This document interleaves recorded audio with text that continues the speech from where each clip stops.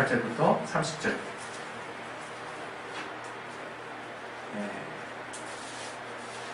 마태복음 11장 28절부터 30절 말씀, 우리가 참 좋아하는 말씀 중에 하나죠. 우리 준비되셨으면 다같이 우리 합독하겠습니다. 시작. 수고하고 무거운 짐진 자들아 다 내게로 오라. 내가 너희를 쉬게 하리라.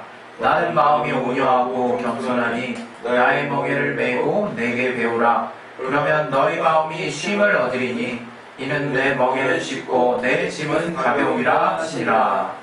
아멘. 오늘 이 말씀 통해서 하나님이 우리 각자에게 주시는 또 선한 인도하심이 있을 것입니다.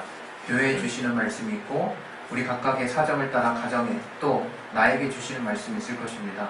여러분의 마음을 열고 또 들을 귀를 허락해 달라고, 또 우리의 심령을 변화시켜 달라고 우리 예수여 한번 하시고 기도하겠습니다. 예수여! 아버지, 우리 심령이 주 안에서 참으로 변화될 수 있도록 아버지 정말 용서해 주시기 위해 주시옵소서. 아버지, 우리를 부족합니다.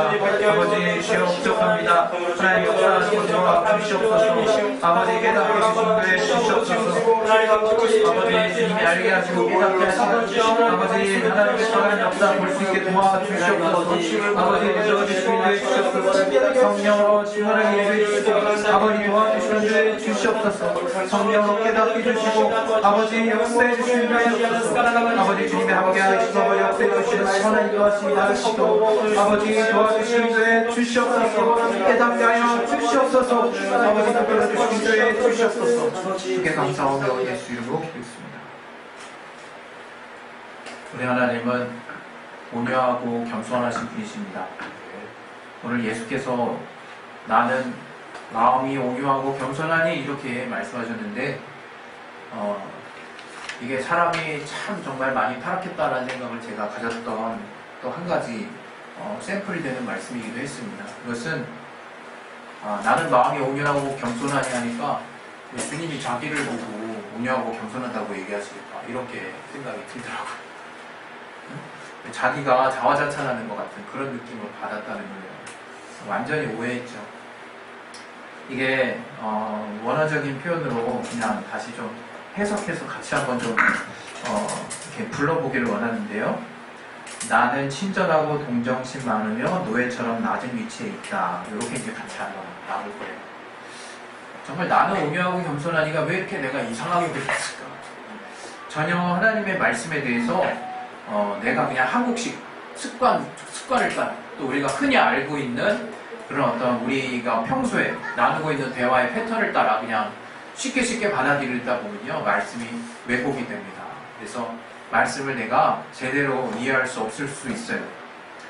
나는 마음이 온유하고 겸손이를 이 원어 표현대로 조금 다시 좀 풀어서 쓴 그 대화 내용을 제가 같이 한번 읽을 테니까 여러분이 그것을 같이 좀 따라서 좀 자기 영혼에게 하는 것처럼 주님이 나에게 말씀하시는 것처럼 이렇게 한번 외쳐보세요. 네, 하겠습니다. 나는 친절하고 동정심 많으며 나는 친절하고 동정심 많으며 노예처럼 낮은 위치에 있다. 노예처럼 낮은 위치. 이게 온유하고 겸손하다는 헬라어 원어의 풀이라고 한다 그러면 여러분이 어떻게 받아들이시겠습니까? 전혀 다르게 느껴지거든요. 나는 마음이 온유하고 겸손하니 하는 거는 그냥 나를 뭔가 다른 사람에게 나는 이런 사람이야 라고 보이려고 하는 그런 말씀이 아니에요. 이 말씀은 정말 주님이 어떠한 마음을 가지고 계신가. 나는 친절하다. 너희를 향해서 친절하다. 나는 너희를 향해서 동정심이 많어. 나는 너희를 향해서 참으로 배려심이 많단다.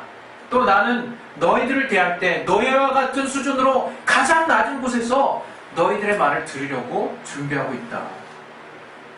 만약에 주님이 그렇게 우리에게 말씀하신다 그러면 당장 대화하는 그 상대방 앞에서 나는 마음이 낮아질 수밖에 없을 것 같아요. 그 사람 앞에서 고개가 숙여지고 숙연해질 수밖에 없을 것 같아요. 한술 더 떠서 나에게 대화를 걸어오는 그 상대가 바로 나를 지으신 하늘에 계신 하나님이라고 한다면 내가 과연 그분 앞에 어떠한 모습으로 서 있을 수 있을까? 정말 서 있기도 참 민망하지 않을까 싶어요. 오늘 저와 여러분이 하나님의 사랑에 대한 말씀은 참 많이 들었습니다. 하나님이 나를 사랑하신다. 하나님이 우리를 사랑하십니다. 또 하나님을 사랑하듯이 이렇게 우리가 우리의 이웃을 사랑합니다. 사랑해야 합니다. 이렇게 말을 많이 하지만 이 사랑의 다른 표현에 대해서는 별로 관심이 없는 것 같아요. 사랑을 우리가 다르게 표현한다 그러면 과연 어떻게 말할 수 있을까? 그것은 지금 우리가 가장 받아들이기 쉬운 용어 중에 하나인 배려와 친절이라고 하는 용어가 아닐까 싶어요. 배려하는 것, 남을 배려하는 것, 또 우리가 친절한 것. 우리는 그것을 예의라는 말 안에 이렇게 딱 묶어버렸어요. 우리는 그것을 마치 어떤 과거의 유교주의에 입각해서 우리의 예의 바른 어떤 모습 중에 하나인 것으로 그렇게 딱 단정 지어 버렸어요. 그러나 여러분, 주님이 2000여 년 전에 공생의 삶을 사실 때 이스라엘 그 유대 땅에 나타나실 때 저들 가운데 주님이 가장 많이 보여주셨던 모습 중에 하나가 바로 이 배려와 친절이었어요. 그 배려와 친절이라고 하는 것은 사랑의 다른 모습입니다. 이 배려와 친절이 포함되어 있는 용어가 바로 온유라고 하는 거예요. 온유. 우리가 온유를 굉장히 낯설게 생각할 수 있거든요. 온유하고 왠지 부드럽다라고만 생각할 수 있어요. 그냥 부드러운 거지. 뭔가 따뜻하고 부드러움만 생각할 수 있어서 그냥 부드러운 사람. 얼마나 우리가 실수를 많이 하는지 몰라요. 그냥 온유하면요. 아, 온유한 사람.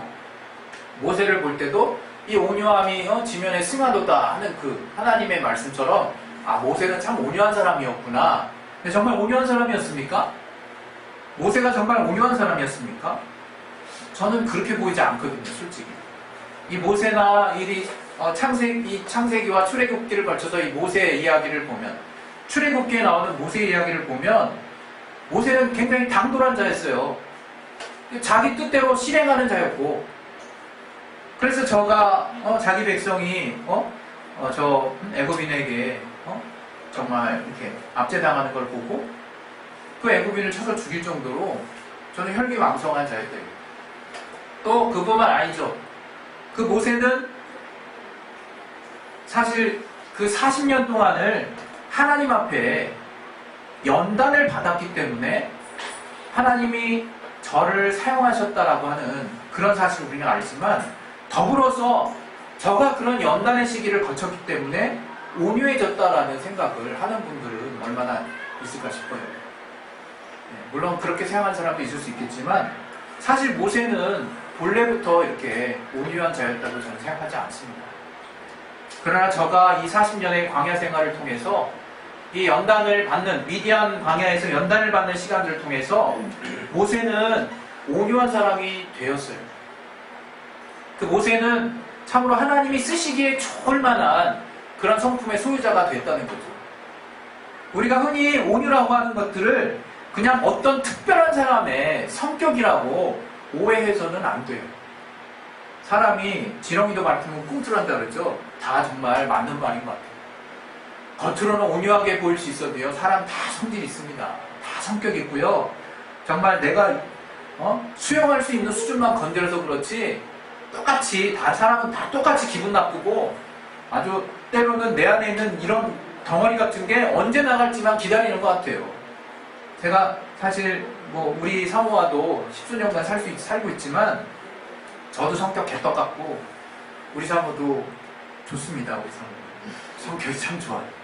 우리 사모는 성격이 참 좋은데 조금 이제 좀 화가 날 때 좀 그럴 때가 있어요. 참 하나님이 공평하게 지으셨죠. 우리 모두 참 공평하게 지으셨어요. 그런데 정말 우리가 솔직하게 고백할 것은 고백해야 돼요.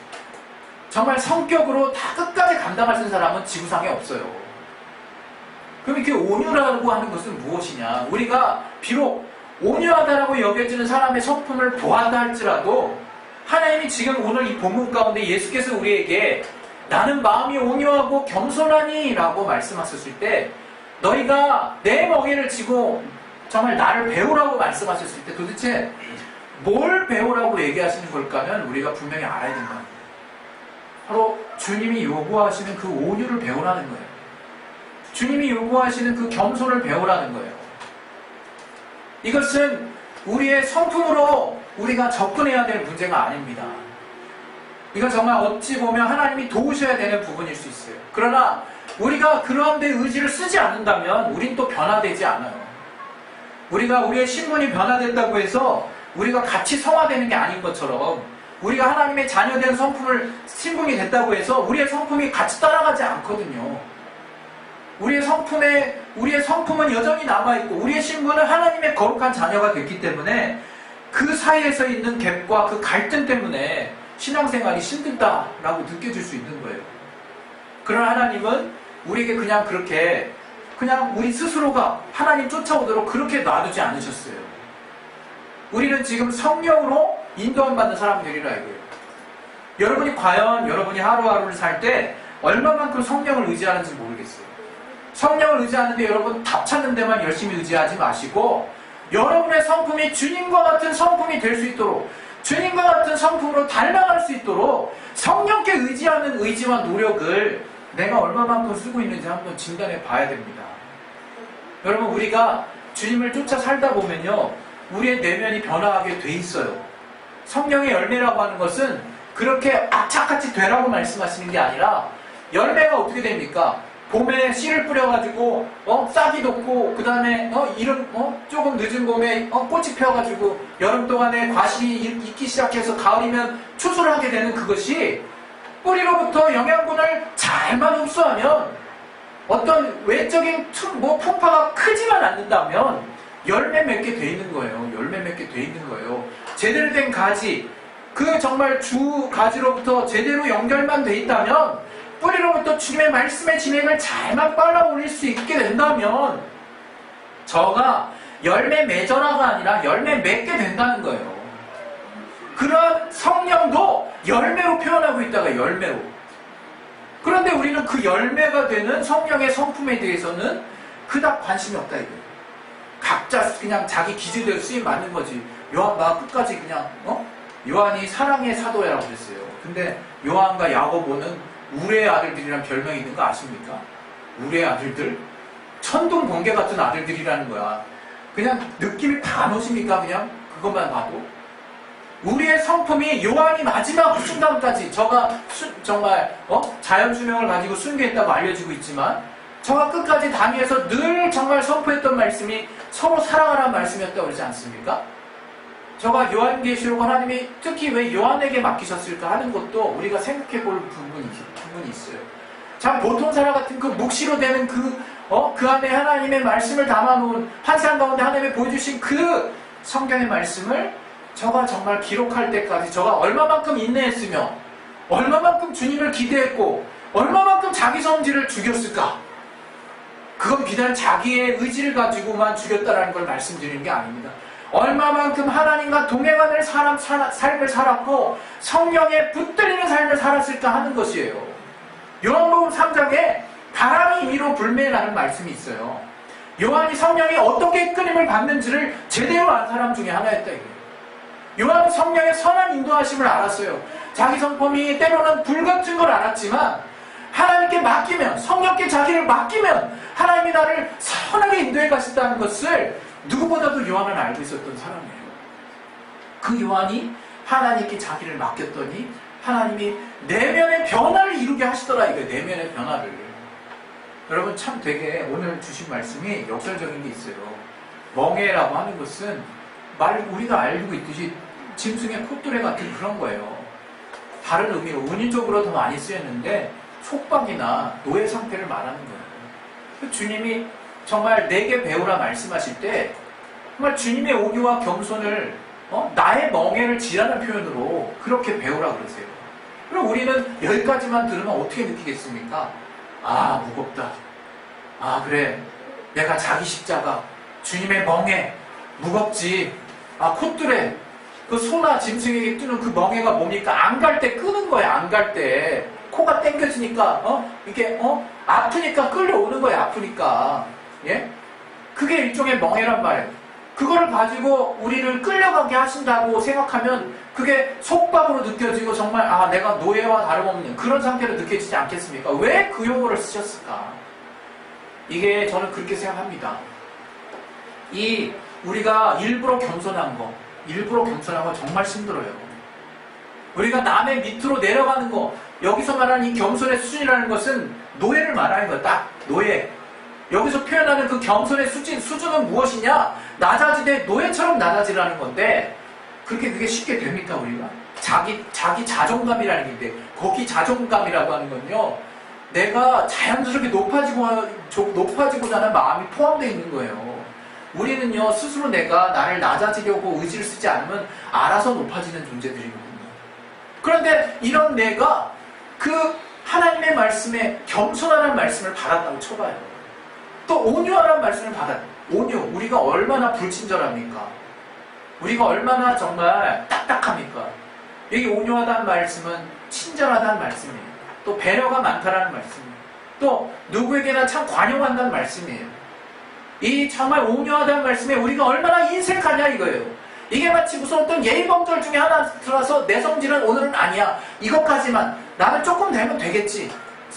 취사 선택의 문제가 아니었다 이거예요. 아니었다 이거예요. 성령의 열매 온유가 있습니다. 온유와 절제. 온유가 있어요. 온유가. 성령이 맺게 하시는 자연스러운 열매에 온유가 있다 이거예요. 여러분이 사랑을 뭐라고 배웠습니까? 고린도서 13장에는 사랑을 다양한 형태로 표현하고 있죠. 사랑은 온유하며 이렇게 말하고 있습니다. 우리 사랑은 온유하다는 거예요. 누구에게나 친절하다는 거예요. 누구에게나 배려심이 많다는 거예요. 여러분 이걸 자꾸 우리가 익히 알고 있는 예의범절이란 코드로 집어넣지 말라 이거예요. 주님이 나에게 대해서 어떻게 하셨는지 한번 보세요. 여러분 성경에 일어나는 많은 사건들을 보면요. 주님이 어떻게 이렇게 이 사람의 가장 깊은 것을 어루만져 주실 수 있을까? 어떻게 이 사람을 이렇게 친절하게 이렇게 배려심 깊게 말씀하실 수 있을까? 여러분 우리가 사람이 감동받는 거 별거 아닙니다. 뭔가 큰 선물을 줘서 감동받는 거 아니에요. 물론 큰 선물을 주면 감동받습니다. 그러나 제가 여러분 말씀드리는 것은 내 마음에 정말 끓어오르는 그 뜨거움을 하나님 주신다 이거예요. 내 마음에 정말 큰 변화를 주신다 이거예요. 그것은 다른 것이 아닙니다. 남들이 보지 않았던 섬세함이 있다 이거예요. 남들이 보지 않았던 친절한 배려가 있다 이거예요. 우리가 정말 길거리 나다니는 노숙자라고 그래가지고 아무한테 그냥 돈만 주면 다 좋아하는 게 아니에요. 저를 정말 같은 인격, 같은 인간 대 인간으로 우리가 생각하고 저를 정말 맞아들였을 때 저의 마음이 열리는 거예요. 저가 고마워하는 거예요. 저가 그냥 10,000원 주고 20,000원 줘서 그냥 고마운다. 그거는 속으로 기분 나쁠지도 모릅니다. 정말로. 우리 모든 사람 다 인격이라는 존재가 있기 때문에. 그러나 정말 제가 그런 유튜브 동영상을 많이 봤거든요. 정말 눈물 나요. 그냥 몰카 같은 거죠. 그러나 어떤 노숙자에게 진정한 친절, 사람 대 사람으로서 해야 할 도리를 작은 거 하나라도 했을 때 저에게서 엄청난 변화가 일어나요. 심지어는 정말 같이 이렇게 구걸하는 척하면서 하다가 돈이 나와가지고 피자를 하나 사줬는데 그 정말 노숙자가 그 피자를 다른 사람에게 배고프다 그러니까 자기가 얻어먹었는데 그 피자를 다른 사람에게 주더라고요. 그 노숙자가 배려가 있는 거예요. 노숙자가 친절한 거예요. 우리가 돈을 몇 푼 주는 게 적선하는 게 아니라 그게 친절한 게 아니라 노숙자가 남의 아픔을 헤아리고 꼭 필요한 자리에 가서 그 정말 필요함을 채워주는 자가 그가 정말 주님의 마음을 아는 자입니다. 우리는 지금 이 시대는요 너무나 정말 산술 계산에 빨라요. 그냥 주는 대로 받는 거에만 익숙해요. 그냥 너 이만큼 줬으니까 나 이만큼 줄게. 그냥 그거에는 너무 익숙한데 사실 우리 그리스도인들이 주님이 맹목적으로 아무런 대가 없이 주셨던 그 은혜나 주님이 우리에게 주신 값없이 주신 그 선물에 대한 내 안의 삶의 모습은 참 정말 연약할 만큼 힘들 때가 많아요. 그러나 정작 주님이 우리에게 요구하시는 삶의 모습이 뭘까? 제가 오늘 정말 지난주에도 말씀드렸지만 목회서신에도 써놨는데 정말 저는 그렇게 생각해요. 우리가 기독교를 위해서 우리가 사는 자들이 아니에요. 과거에 많은 선배들이 기독교를 위해서 살았지만 그것은 정확히 말하면 기독교 정신을 위해서 사는 거죠. 복음을 위해서 사는 거죠. 그럼 복음이 무엇이냐? 정말 이거 예수 믿으면 구원받아요. 그래서 우리는 예수님을 보호해야 되어가 아니라 주님이 자신을 다 찍고 내어주실 정도로 지키고자 했던 그 사랑의 가치, 자신을 다 내어놓을 정도로 헌신하셨던 그 정말 배려와 친절의 가치를 주님이 우리에게 가르쳐 주신 거예요. 여러분, 과거에 십자가 원정이 왜 일어났습니까? 그 십자가, 그 기독교의 그 종교 전파, 정치적인 목적이 같이 야합이 됐었고, 그 기독교를 정말 그 쇠를 불리기 위해서 그것이 얻게 되는 여러 가지 이점이 있었고, 그 단지 기독교 그 좀 밑에 있는 사람들은 아무것도 모르고 하나님의 영광을 위해서 기독교가 전파되기 위해서 사람을 살육하고 막 전진해 나갔다 이거예요. 그게 뭡니까 그게? 그건 아무것도 아닌 거예요. 그건 아무것도 아닌 거예요. 그건 기독교도 아닌 거예요. 우리는 기독교에서 주님이 우리에게 보여주는 정신을 지키는 자들이야 이거예요. 주님이 우리에게 깨닫게 하신 그 마음을 지키는 자들이야 이거예요. 그게 없는데 무슨 기독교인입니까? 그 정신이 없는데 무슨 기독교인입니까? 우리가 예수 믿고 구원받으면 땡! 저는 그 이신칭의 교리가 때로는 우리를 하나님과 너무 멀리하게 했다는 생각까지 합니다. 잘 주의해서 들으세요. 잘 필터해서 들으세요. 제가 믿음으로 구원받는다는 것을 지금 훼손하려고 하는 것이 아닙니다. 정말 우리가 믿었다면, 우리가 하나님의 자녀라면, 하나님의 거룩한 신분이 되었다면, 내가 완전한 행위로서 완전함에 이르려고 하는 의지를 가지지 않을지언정 내가 주님을 닮는 삶이 있어야 된다 이거예요. 그것은 우리가 뭔가 힘들게 하는 삶을 말하는 게 아니에요. 주님이 오늘 결론을 내려주십니다. 내 멍에는 쉽고 가볍다 말씀해 주시는 거예요. 우리가 정말 주님께 올라타지 못하니까 힘든 거라는 생각은 해보신 적 없으십니까? 내가 정말 주님 앞에 완전히 올라탈 때 나는 어떨까? 여러분, 제가 88열차를요 한때는 무서워했는데 무서워하지 않아요. 지금은 좀 무서워할지도 몰라요. 나이가 되면 달라지고 여러 가지.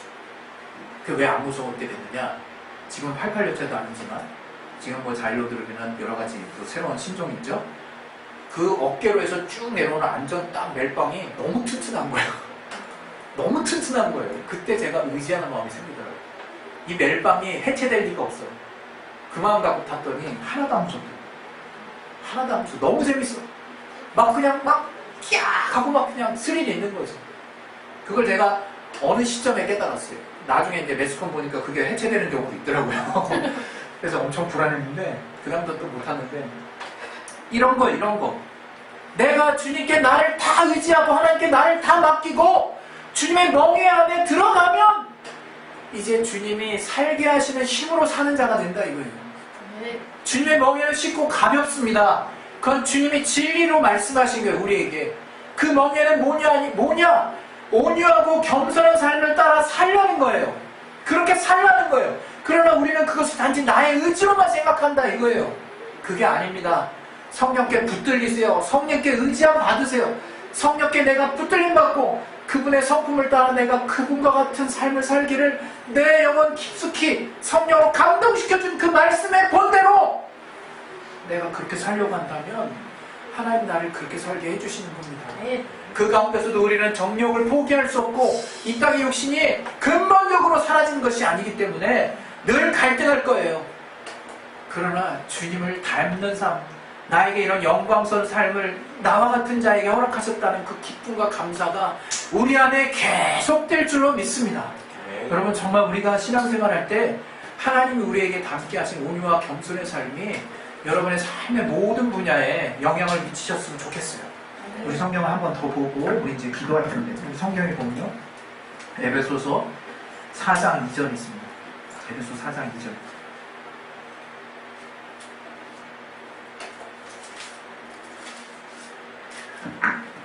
네, 우리 같이 한번 읽어보겠습니다. 에베소 4장 2절 시작.